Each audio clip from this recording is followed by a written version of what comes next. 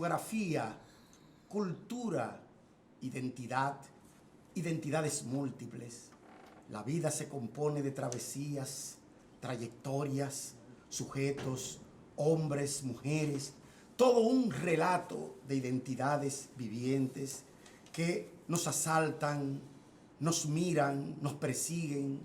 Hoy tenemos con nosotros y para ustedes a Amparo Chantada, una mujer que ha vivido en 3 continentes, 3 espacios de cultura y realidad: África, Europa y América.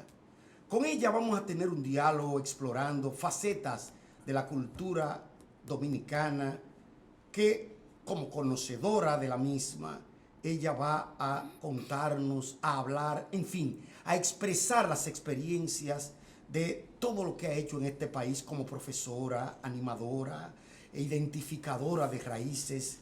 Y con ella vamos a tener un espacio que se le va a dedicar al arte, la búsqueda y a los sueños. Amparo, estás aquí con Fidel, conmigo. Vamos a conversar con ese amable público televidente que nos está escuchando. Pero ante todo, yo sé que a ti te conocen por algunos predios, pero yo quiero que para la República Dominicana y en este canal tú digas, si quieres, si lo deseas, ¿quién es Amparo Chantada? Bueno, Amparo es una mujer del mundo que nació en 1945 en Argelia, producto de la Guerra de España, la salida de mi padre de la España franquista, por lo tanto soy hija de republicano español. Nací en Orán, una ciudad extraordinaria, multicultural, tolerante, abierta, que había sido conquistada por los españoles en el siglo XVIII y siempre mantuvo relaciones de amistad comerciales con España, en particular Cartagena. Salí de Argelia jovencita, a los 3 años, y nos instalamos en Francia. Como hija de refugiado español, usted se puede imaginar que no me ubiqué en el barrio más rico de París. Sí.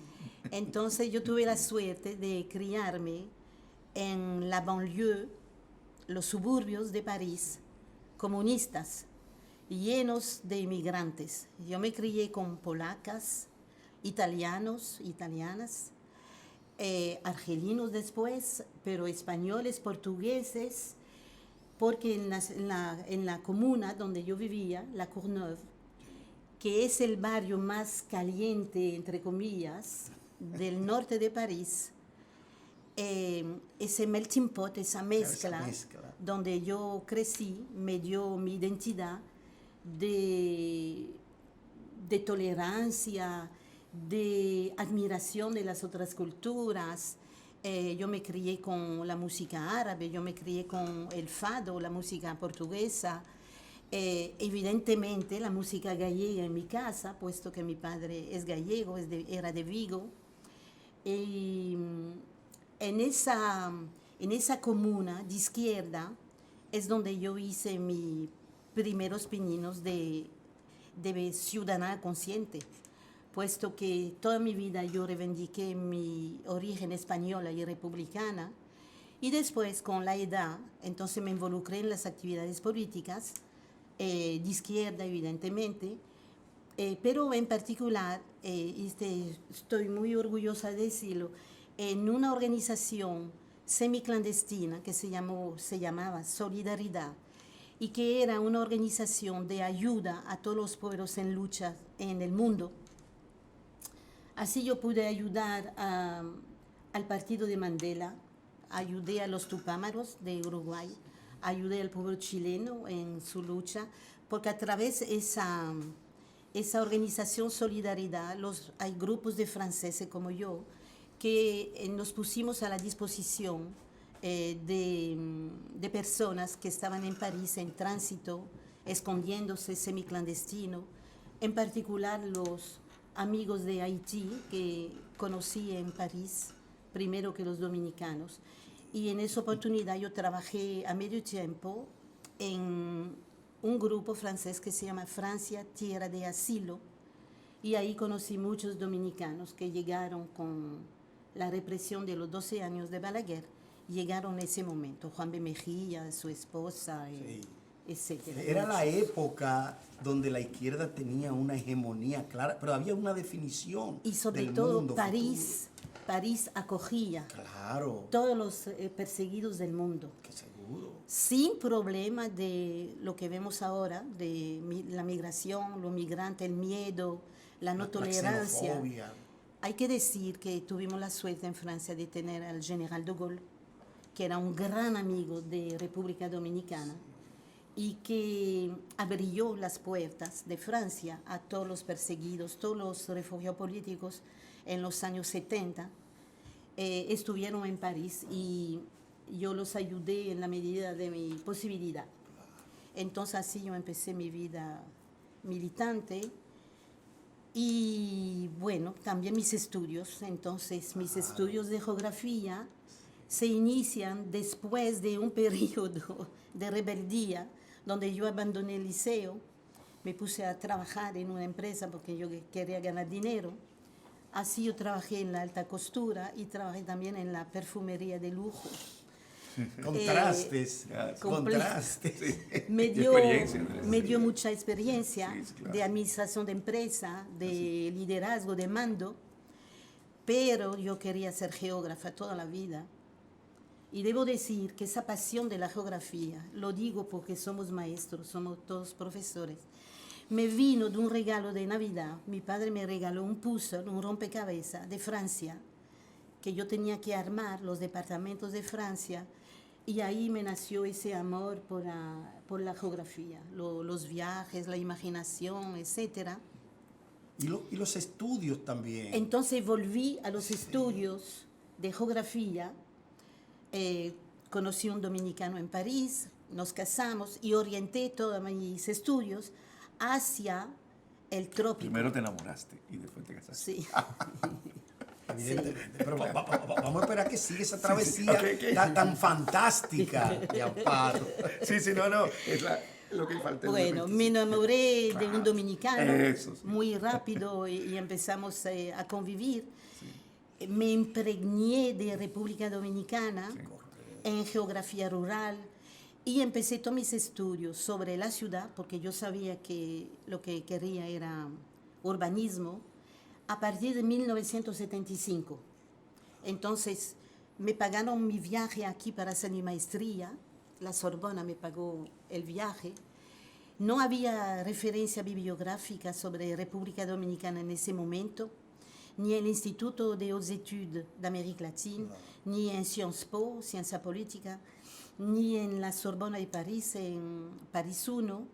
Entonces, Francia, usted sabe que sobre todo para conservar esa hegemonía, esa lucha entre potencias, le interesa mucho conocer todos los países del mundo, tener referencia.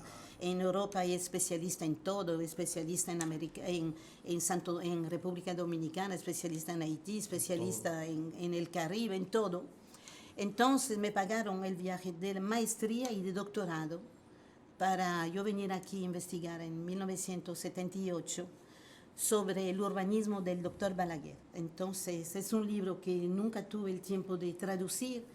Yo pienso que lo voy a tener el tiempo ahora que estoy jubilada de la universidad para poder traducirlo, porque es muy interesante esa ruptura que hay en la ciudad después del 65 y la llegada del doctor Balaguer, la modernidad, ¿no? en República Dominicana y en la ciudad sobre todo. Entonces, esa ruptura que hay en la ciudad, el crecimiento de la ciudad, es el objeto de mi doctorado que tengo que traducir. Claro. Pero aparte de eso, Fidel, y es bueno que los amables televidentes conozcan esto, la vocación transdisciplinaria, o sea, de diálogo con varios dominios en Amparo es importante. Y fíjate que ya Amparo tiene varios premios nacionales aquí en la República Dominicana. 3 premios. Y no se sale de su especialidad, pero hace un trabajo militante de campo.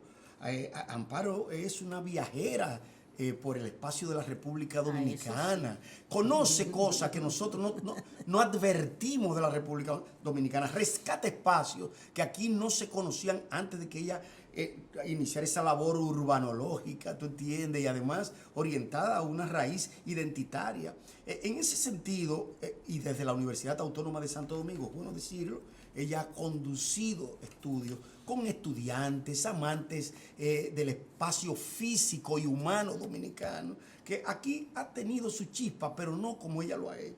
Incluso tengo entendido que ella ganó un premio, ¿no?, con un manual de geografía para profesores de sociales. Sí. Ganó un premio.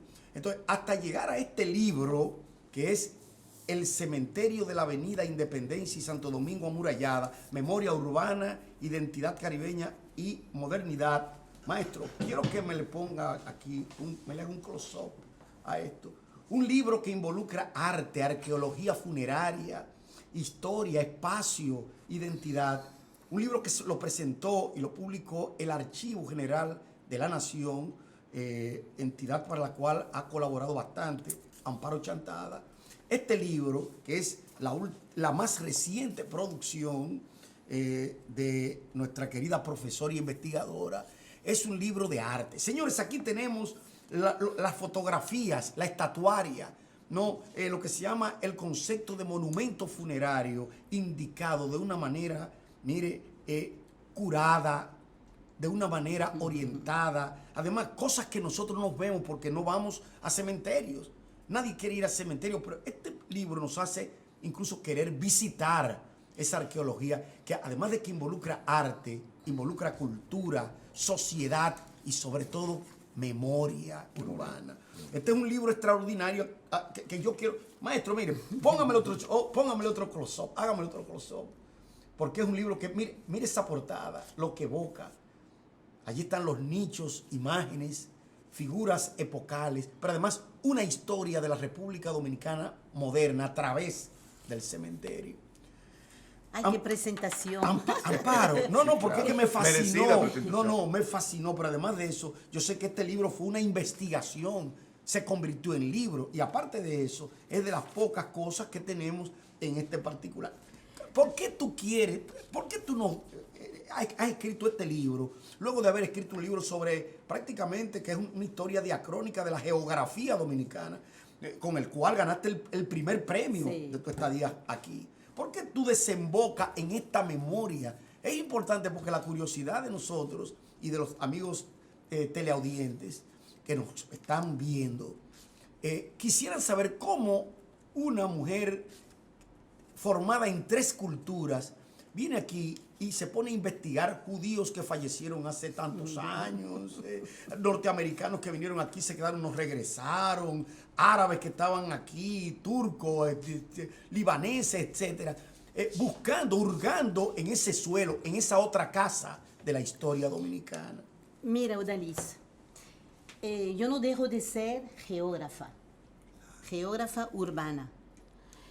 Y en mi cátedra de urbanismo en la Facultad de Arquitectura de la Universidad Autónoma de Santo Domingo, un día se me ocurre preguntar a mis alumnos que dónde se enterraban los muertos en la colonia.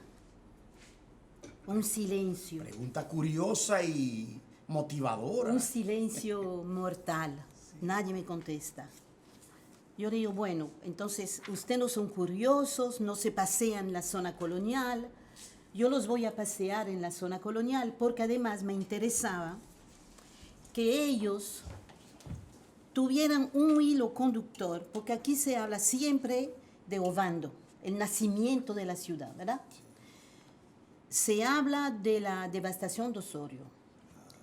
Se habla de el nacimiento de Haití con los franceses. Correcto. Y el desarrollo complementario de la parte española que provee la parte francesa de ciertos, de ciertos alimentos, de reses, de cuero, de víveres, etc. Entonces, todo eso tiene que repercutir en la ciudad, en lo construido en la ciudad.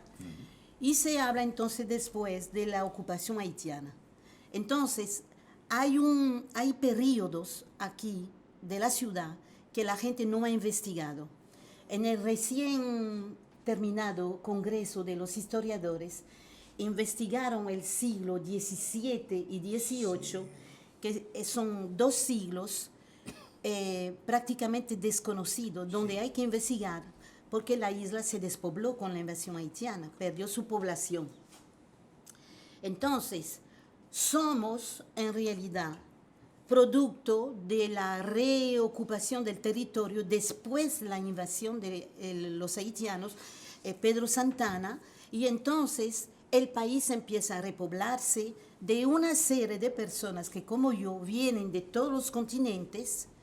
Todo eso está enterrado en ese cementerio, y para mí es el nacimiento de la real dominicanidad, puesto que los ocupantes de la parte española se van del país con la llegada de los haitianos, de Toussaint Louverture primero y después de Boyer, y Santo Domingo, la capital, se queda prácticamente despoblada. Entonces, esa continuidad, ese hilo conductor, yo quería que mis estudiantes la conocieran, porque para estudiar la ciudad hay que estudiar todos sus momentos. Claro. La decadencia, el auge, la estabilidad, el estancamiento, la modernidad con Leonel Fernández, lo que es la ciudad actualmente. Es decir, que todas esas partes se deben estudiar. Mis estudiantes no sabían que las iglesias, las capillas de la zona colonial no solo son iglesias, sino que son cementerios. Claro. Entonces fue un shock, porque nadie se imagina que una iglesia puede ser un cementerio. Claro, pero y nuestra catedral, el Panteón también. tiene, nuestra catedral tiene Geraldini, el primer obispo, enterrado. Alexandre Geraldini. Pero que además era un tópico que se utilizaba y que se impuso aquí por la influencia europea metropolitana, que así lo hacía. Entonces, en las iglesias, mis estudiantes descubrieron nombres de familias muy conocidas en la actualidad, que están enterradas en las capillas y las iglesias de la zona colonial. Entonces, la pregunta vino, ¿y ahora dónde se entierran los muertos, los difuntos? En los cementerios. Le digo, muy bien. Entonces, vamos a estudiar cómo se fundó ese cementerio en la Puerta del Conde, ¿verdad?, frente al altar de la Patria, el Parque Independencia, pero que era antes, porque no siempre fue cementerio. No. Entonces descubrimos, ¿verdad?, investigando, buscando, que el rey Carlos III de España, cuando Dominicana era colonia española, había emitido un decreto para todas sus colonias, todas sus posesiones, ultramar, de que en el siglo XVIII, a mitad del siglo XVIII, 1775, ya era prohibido enterrar los muertos en las iglesias por problemas de higiene. La civilización se había despertado a la higiene, y entonces la sobredensificación también de la ciudad había traído muchas infecciones, epidemias, había que sacar los muertos de la ciudad.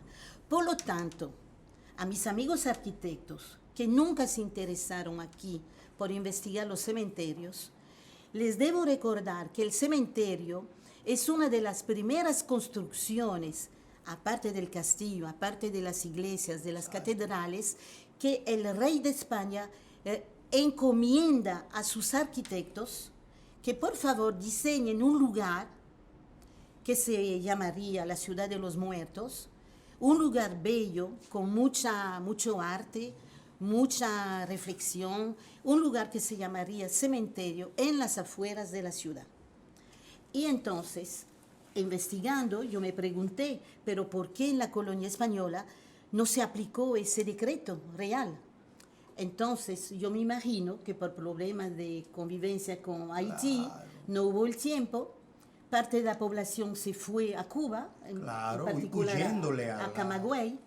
Y entonces me pregunté, pero entonces, ¿por qué Toussaint Louverture, que era diputado en la Asamblea Nacional Francesa cuando la Revolución, y que la Revolución Francesa cuando secularizó los bienes de la iglesia, prohibió a la iglesia toda una serie de oficios, los bautismos, los matrimonios, porque todo eso era fuente de ingreso. Entonces, la Revolución Francesa quería arruinar la iglesia, le quitó todos sus bienes, todas sus tierras, y también le quitó esa fuente de ingreso, que eran los muertos, los entierros. Claro, los pagos, impuestos, así todo ese mismo. tipo de... Entonces, me pregunté por qué Toussaint Louverture no aplicó eso y creó el cementerio. Que hay que esperar Boyer en 1824 para que sea Boyer el que crea ese cementerio en las afueras de la ciudad amurallada para enterrar los primeros muertos. Entonces, la obra de arquitectura que se realiza en ese momento es sumamente interesante. Comprender que no había arquitecto para diseñar el cementerio. Y usted se podrá dar cuenta, yo traje algunas fotos, que la puerta del cementerio es una réplica de un monumento de la zona colonial. Y muchas tumbas del cementerio son réplicas de monumentos de la zona colonial, porque no había referencia de cementerio, de tumba, y las familias copiaron monumentos de la zona colonial. Por ejemplo, que tenían influencia europea. Las tumbas de ladrillo es una copia de los monumentos de la calle Las Damas. Algunas tumbas son réplicas. La entrada del cementerio es una réplica de la entrada de monumentos de la zona colonial. Y es ahí donde reside el valor de ese cementerio, claro, que es como una pequeña copia de los monumentos de la zona colonial. En pequeñito. Profesora, para aclarar al público espectador, estamos hablando del siglo XIX, ¿verdad? Los principios del siglo XIX. El antiguo cementerio, el cementerio de la Avenida Independencia, el llamado antiguo cementerio, hoy cerrado, ¿verdad? Sí. Estaba entonces en el siglo XIX en las afueras de la ciudad amurallada, que hoy lo vemos como parte, pero que hoy es parte del entorno, que hoy lo vemos como parte de la ciudad. Tiempo se ha desarrollado de manera urbana. Claro, que entonces estaba afuera de la ciudad, en las afueras, pero hoy está dentro. No se me puede olvidar para que la gente vea que María Trinidad Sánchez fue fusilada recorriendo el Conde, saliendo por la puerta del Conde. Esa parte se llamaba la Sabana del Rey, era donde los campesinos llegaban de San Cristóbal a la zona amurallada para vender sus productos por la Puerta de la Misericordia. Entonces, esa Sabana del Rey era un lugar de comerciantes donde se amarraban los burros de la gente que entraba a la zona amurallada a vender. Y María Trinidad Sánchez fue fusilada en la pared del cementerio que queda hoy del lado del Colegio San Pío.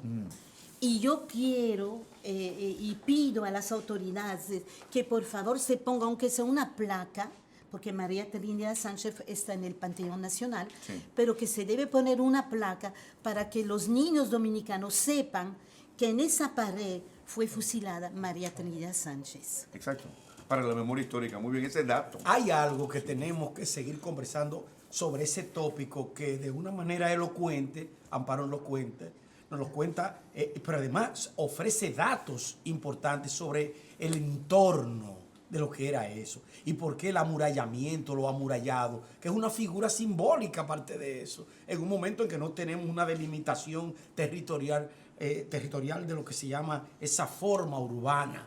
Pero eso, o sobre eso y otros aspectos, vamos a seguir hablando en nuestro próximo segmento.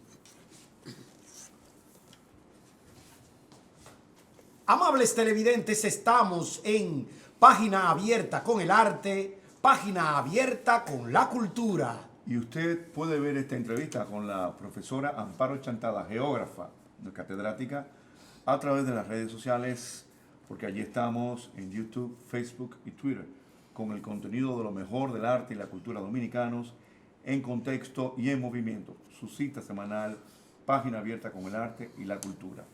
Este es un libro hermoso, riguroso, exhaustivo, bien datado, que tiene una valiosa información, no solamente sobre el espacio urbano, sino sobre lo que nosotros llamamos el arte funerario. Funerario, Desde ese sobre punto de todo. vista, a mí me interesa la estética de los Claro, cementerios. la estética Y los de los cementerios, así como la arquitectura es espejo de los pueblos, de la memoria y la historia de los pueblos, también los cementerios son espejos de las formaciones sociales históricas No solamente de los pueblos. eso, oye, del sujeto, en silencio, del sujeto, como se dice, en tránsito, no muerto, porque existe la falsa idea de que allí reposan los muertos. No, allí reposan las memorias culturales, pero no reposan, están en movimiento a la medida en que eso ha cooperado. Sobre eso yo creo que Amparo nos tiene una visión que es bueno que los amables televidentes escuchen. Bueno, señores, como usted lo dice, yo soy geógrafa. Estudiando el cementerio me obligó prácticamente a meterme en asuntos que no son de mi profesión.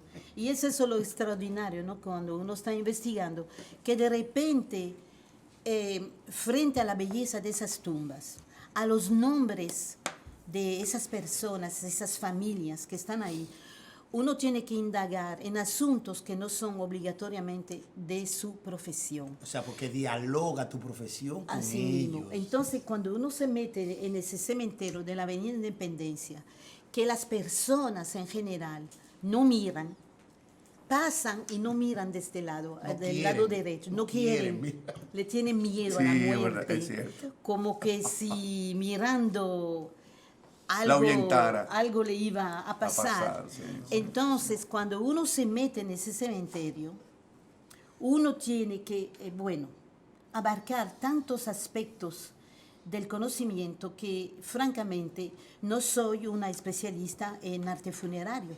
Sin embargo, uno tiene que reconocer que en ese cementerio, desde el arte italiano, el arte francés, con el uso del granito, los italianos con el uso del mármol, tenemos que indagar entonces conocimientos que no son de su profesión, pero que obviamente en ese cementerio llaman la atención y nos obligan a sobrepasarnos de nuestra profesión. Porque son complementos. Son complementos y también son estructuras espaciales que en un recinto cerrado, el cementerio, nos recuerdan que es una pequeña ciudad. El cementerio es una pequeña ciudad. Tiene sus avenidas, tiene sus avenidas principales, las secundarias. Claro.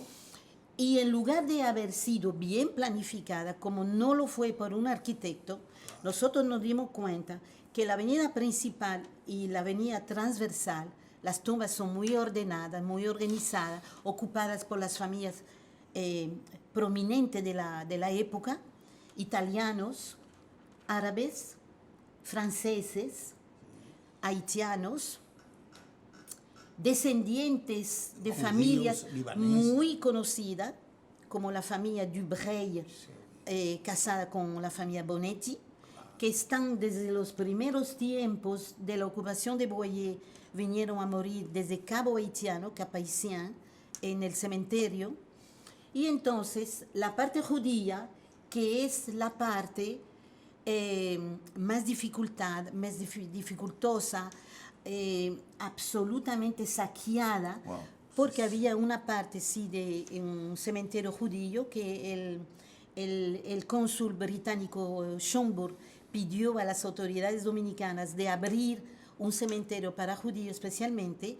Las tumbas están ahí, la de López Peña, la familia López Peña, son de ellos, los sí. Curiel, los Marchena, los Rodríguez, los Velázquez, bueno, muchísimos judíos que están aquí, ahí enterrados, pero las tumbas están completamente deterioradas, excepto la de la familia López Peña, que es un monumento de granito absolutamente majestuoso, muy bien conservado.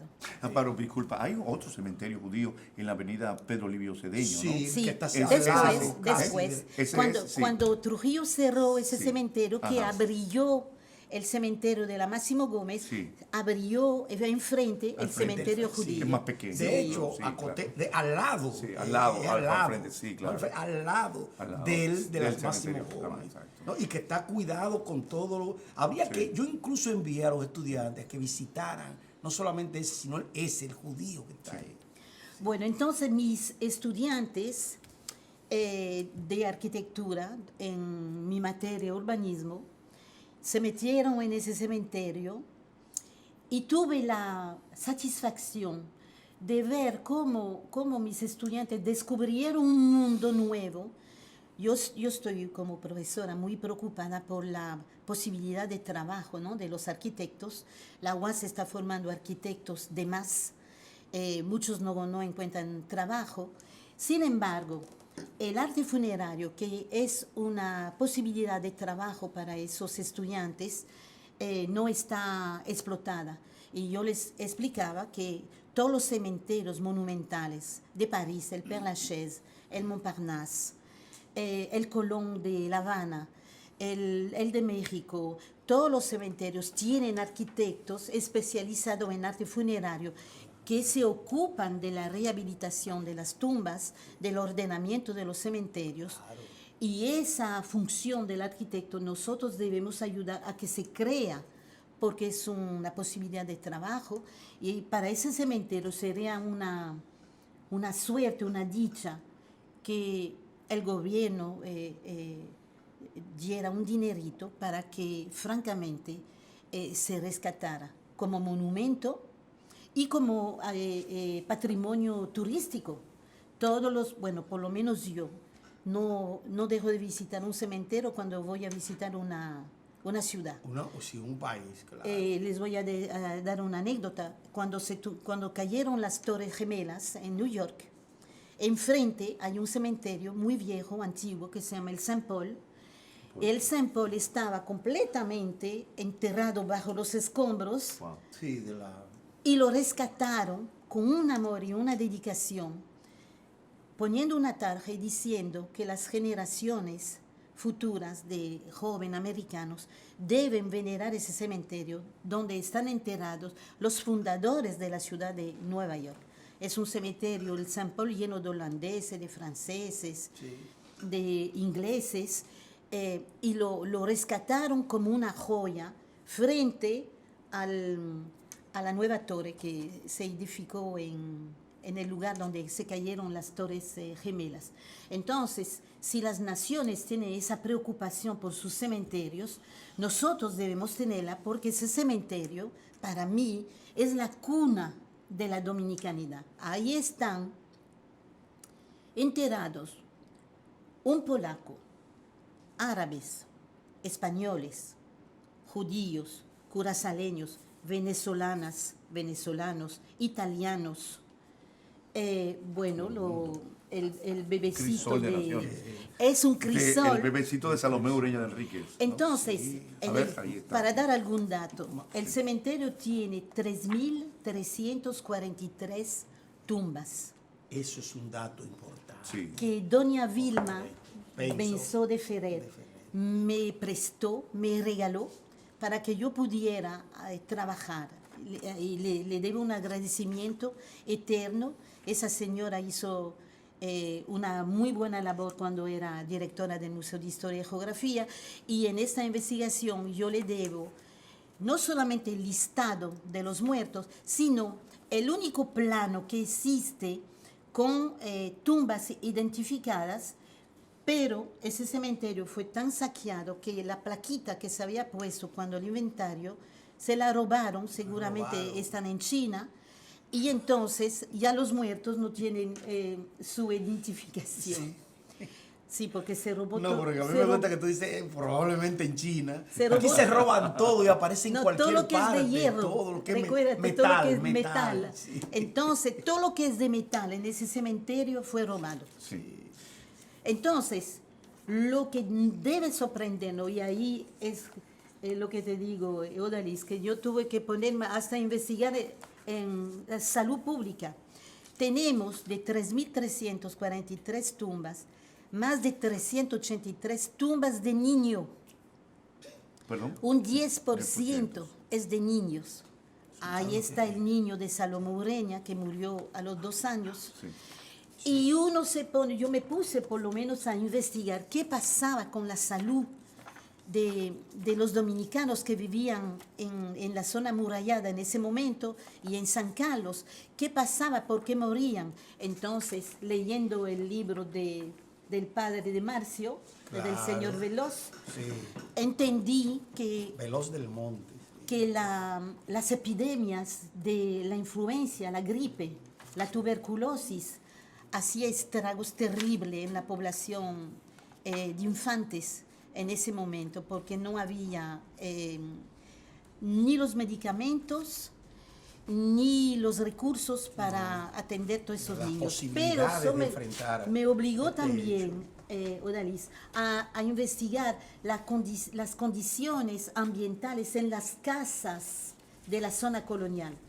La parte urbanizada en ese momento no pasa en la calle Mercedes, vamos a decir, de la calle Sánchez. Entonces, las casas de la zona colonial y su orientación son sumamente húmedas, insalubres. Es muy difícil, era muy difícil sobrevivir en buena condición de salud.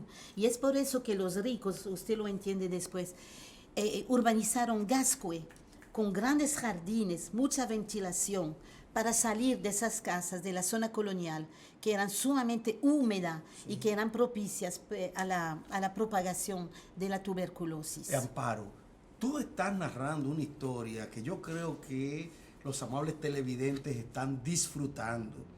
Pero vamos a proseguir con esa historia en nuestro próximo segmento.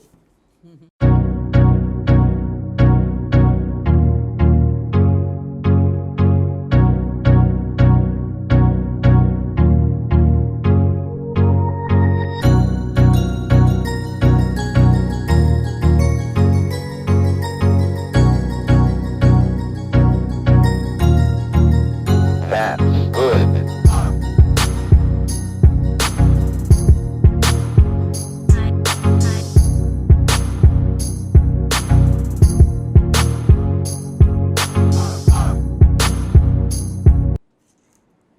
Amables televidentes, estamos en Página Abierta con el Arte, Página Abierta con la Cultura. Y recuerde que usted puede ver esta entrevista con la profesora Amparo Chantada, geógrafa, catedrática universitaria y autora de varios libros, entre ellos de un libro sobre el cementerio de la Avenida Independencia, recientemente puesto en circulación, a través de las redes sociales, porque allí estamos en YouTube, Facebook y Twitter, con el contenido de lo mejor del arte dominicano, en contexto y en movimiento.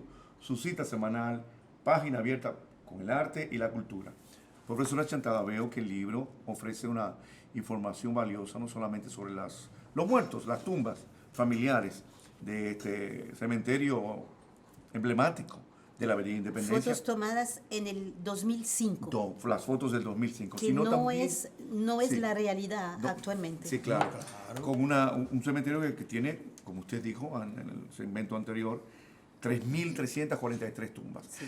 También ofrece la relación con los momentos históricos. Ofrece información sobre muertos, tumbas de diversos momentos históricos Sí. de la nación Sí. o periodos históricos como la ocupación haitiana, el periodo de independencia, la guerra de independencia, la anexión a España, Sí. la guerra de restauración Sí. y las migraciones posteriores. Y la segunda ocupación norteamericana. La segunda ocupación norteamericana, Sí. quiero decir que De la vamos Guerra de Abril. desde el siglo XIX, Es por 19, eso que 18. no, 19. Es por eso que ese 19, cementerio, todo el siglo XIX, así mismo, hasta principios del siglo XX. hasta mitad del siglo Mitad del XX. siglo XX. En 1942, 43 ya estaba lleno y Trujillo entonces fundó el de la Máximo Gómez. La primera tumba se está datada. La primera tumba es la de Juana Flores, la baronesa del La cementerio. baronesa. Es Eso una es importante. baronesa. No el varón. El varón. Juana Flores, La baronesa, Del año- yo les traje una foto de 1824. 24, en ya el periodo de la ocupación haitiana. Entonces, ¿qué vemos en ese cementerio? Que duró muchos años para llenarse. Sí, Los españoles o los dominicanos, los que iban a ser dominicanos, no querían lo que quedaban criollos, en la sí. ciudad, sí, los que quedaban en la zona amurallada, no querían enterrarse en ese cementerio. Entonces siguieron enterrándose a pesar de la orden real en las iglesias. Es el caso de la familia Fiallo, es el caso de la familia Pichardo, bueno, muchas familias conocidas todavía en ese país que siguieron enterrándose en las iglesias. Y el cementerio se quedó prácticamente vacío hasta la anexión a España. Y entonces, a partir de la anexión a España hasta 1942-43, el cementerio se fue poblando, después sí, con los difuntos, los muertos, que por razones varias, sea guerras, sea insalubridad, sea intervención norteamericana.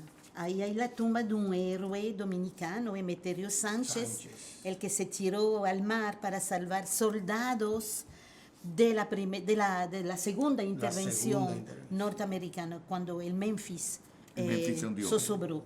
Entonces, después de la intervención norteamericana, tenemos la tumba De Jacques Viau. de los, sí, esos El 65, poeta. pero tenemos las tumbas de los autores del himno nacional. Rey Proudhon.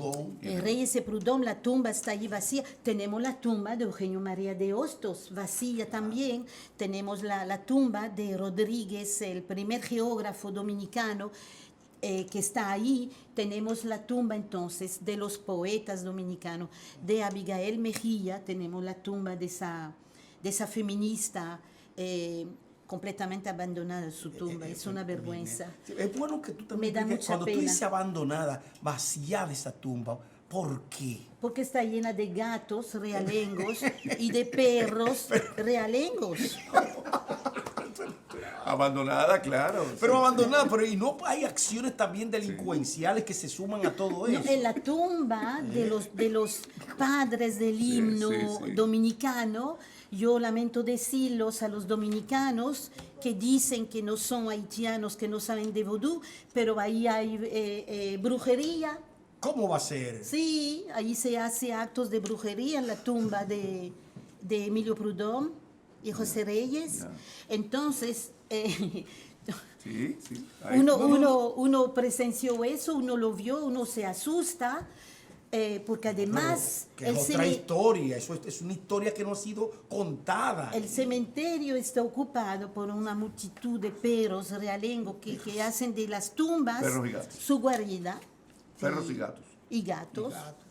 Increíble. Bueno, No, el no, cementerio está en ese estado. Es un cementerio que constituye un patrimonio en todos los sentidos. No solamente la forma de las tumbas, el material de las tumbas, las lápidas, las tumbas Los infantiles. estilos, Amparo, también. Los estilos. Eso refleja el gusto, ¿no?, de la gente de La esa estética, época, que tenía un el sentido de la sí. estética absolutamente Claro, sí. europeizante. Sí, Claro. El mármol claro. en todas las tumbas de niño son de italianos, pero las tumbas más recientes, como la de Luisa Osema Pellerano, es de Sí. granito francés. La más visible, además, por la escultura. Yo que busqué, da. yo Hablemos de las tumbas del niño, porque son fascinantes, maravillosas. Algunas ya absolutamente o saqueadas preciosas. o mutiladas. Claro. Son obras de arte. Le son falta o la cabeza o el brazo. Sí. Algunas están intactas, pero Sí. pocas, ¿no? No, Sí. bastante. Hay que reconocer que todavía hay material para rescatar, para Rescatar, poder sí. trabajar. Las tumbas de niños son absolutamente, ¿cómo diría yo?, divinas. Sí. Son reproducciones de angelitos, son reproducciones, yo no sé dónde, bueno, hay que Hay decir. toda una iconografía, Fidel. Hay que decir. Que realmente hay que estudiarle su particularidad. Muchos me dicen, el guardián del cementerio, que hay que hacerle también una placa de reconocimiento, porque ese señor sirve de guía. A veces inventan Ya. cosas, pero a veces no. Me dijo que Rodríguez Urdaneta, Abelardo. es el autor de muchas tumbas, de muchas estatuas de niños. Lo que, Sí, es lo que cultura, pasa eso es importante. La sí. estatuaria. Sí, pero Funeraria, no hay su Tatuaria. nombre. La No única aparece. que yo vi firmada es la de Luisa Osema Pellerano. Sí. Ahí está su firma, Su firma. En la tumba, pero yo me imagino que él creó todas esas esculturas, porque Sí, es son muy verdaderas probable, sí. esculturas. Merece una investigación eso. En el caso de Abelardo, que aparte de que era también un gran escultor, era también pintor, pero era también fotógrafo. Era un espíritu Sí. shakespeariano en el Sí, sentido de las artes. un creador. Un creador. Un Entonces, creador. hay algo que queremos preguntarte a propósito de este libro, que creo que es un libro ya de obligada referencia en la República Dominicana. Bueno, Odalis, permíteme, yo soy una persona muy honesta. Quiero dar un reconocimiento a la familia a la familia Barrero, porque hubo una investigación hace algunos años que quedó como, no fue completada. Inconclusa. Inconclusa, es superficial, pero hay que reconocer el valor. Entonces, ¿Cómo? yo la publiqué Germen, al final sí. del libro, porque yo pienso que hay que reconocer el esfuerzo de nuestros antecesores y yo la publiqué en agradecimiento, ¿no?, a ese primer esfuerzo, porque hay que reconocer que hay toda una generación, la de Miguelito Mena, que se interesó en ese cementerio, Sí. que le vio el valor, y entonces hace algunos años se organizó como un movimiento para rescatar ese cementerio, porque prácticamente hay sectores de la sociedad dominicana que lo querían hacer desaparecer. Claro. Por cierto, Sí, disculpe. porque no era productivo. Claro, porque tú claro. sabes que El terreno. el neoliberalismo quiere acabar con esa memoria. Así mismo, Precisamente Borrar toda para, memoria. para fundar una que es la más banal y la que menos nos pertenece. Una nueva memoria que es una falsa memoria, Claro. que es una pseudo memoria. Claro. O sea, borrar la identidad. Sí, sí. Borrar Pero, la por cierto, identidad, ¿no? Para aclarar pero su- también una cosa muy material, recuperar el terreno de ese cementerio que tiene un valor inestimable Sí, claro. para cualquier urbanista, Para cualquier. y ellos imaginan muy bien un mall en lugar de un Claro. cementerio. Claro. Disculpen quiero citar solo para el público espectador que usted se está refiriendo al ensayo o a la investigación del sociólogo Teófilo Barreiro, Sí. ya fallecido, Claro. falleció Sí. en el 2002, que usted incluye en su libro Apuntes Sí. previos para un estudio del cementerio antiguo de Santo Domingo. Sí. Claro. Usted incluye en su... Tony, como Teófilo- germen, como trabajo germinal. ¿no? Previo. Previo, sí. Él interesó a sus estudiantes de sociología. Sí. Yo me imagino cuando hubo esos rumores de destrucción del cementerio, porque hay que reconocer un asunto. No sé por qué razón todas las personas que circundan el cementerio no están completamente conscientes de que es un tesoro. Entonces el cementerio como que molesta, no lo miran.